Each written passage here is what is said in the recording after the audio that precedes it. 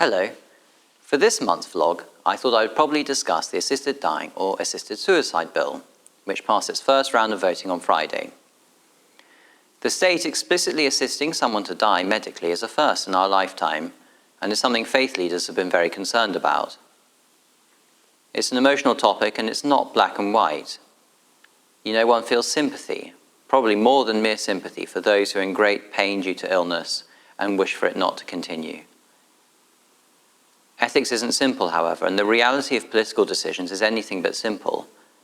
It's an instructive example of where noble and compassionate sentiments can nonetheless lead to terrible outcomes the promoters of the bill say they never intended.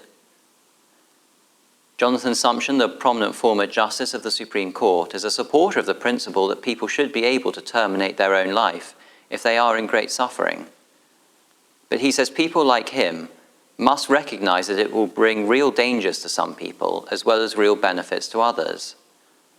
And he points out that having crossed a significant moral barrier, there will be less to restrain us when people start to campaign for a looser test, as they inevitably will. Canada, for example, introduced assisted dying in 2016 for adults with a terminal illness, like the plan is for here. But this was inevitably extended in 2021 to people with no terminal illness and the disabled. And in 2027, anyone with a serious mental health problem will also be eligible in Canada. Sumption adds that the bill that MPs voted for on Friday contains a number of provisions designed to ensure that patients are not pressured by any other person into taking their own lives. But he says the real problem, however, is not the pressure applied by other persons. It's assumptions which many old and ill people spontaneously make about the attitudes of society around them. They are afraid of being an emotional and financial burden. My grandmother had Alzheimer's, and I know that when she first came to live with us, her overwhelming fear was that she was being a burden to us, because she kept saying it. And bluntly, she was very difficult to live with in those first 6 months. Actually, probably for the first year.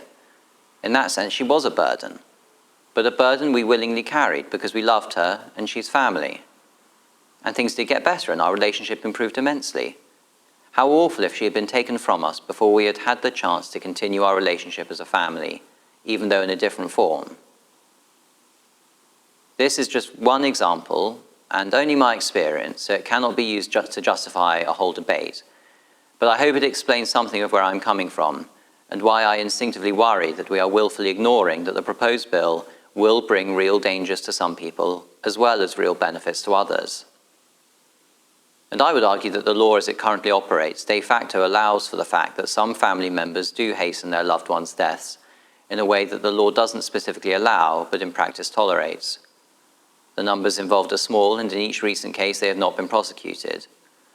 The law here acts with mercy in the face of loving mercy. In Canada, the argument is now that people in serious medical conditions need help with their condition, not help to die. That the state's focus is skewed away from palliative care. As a country, we need to give hope. And so I would conclude by saying, ultimately, may we have faith to entrust the process of the bill's procedure through Parliament in this country. May we have faith to entrust the process into the hands of God's tender care and pray that the right outcome will result. And may we be enabled to have hope for ourselves and as a country at this time as we approach Christmas. Amen.